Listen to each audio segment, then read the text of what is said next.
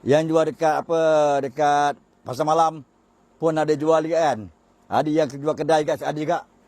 Sebi memang tak payah. Tapi yang ni memang saya kata saya nak lagi. Dan saya rekomen pada orang lain. Assalamualaikum. Nama saya Muhammad Hatta bin Muhammad Arif. Saya berusia 63 tahun. Seorang pesara. Dan sekarang ini saya cuba mengusahakan tanaman pokotin. Buat masa ni saya ada lebih kurang dalam 18 pokotin. Dan apa yang nak saya katakan, baja yang saya gunakan ini adalah amat baik.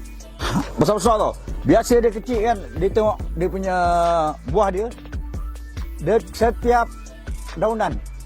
Daun dia keluar. Dia keluar buah abang ni. Ni contoh dia abang ni. Betul, rapat tak rapat buah dia. Dan buah dia besar-besar. Setiap dahan. Satu. Yang kedua, cabangan dia. Nampak tu? Dia bercabang saja. Tengok. Setiap tu, dia bercabang. Contoh ni. Banyak buah dia ni. Ya, banyak. Yang ini, buah kecil je. Rendah. Dia tengok buah dia. Dahan ada. Dia tengok. Dia tengok dia punya buah. Dia tengok cabang dia. Ini tengok ini buah dia, bang. Bukan saya kata bohong. Setiap apa daunan, Daun siap batang keluar. siap batang keluar buah. Punya daun dia makin lebar dan subur.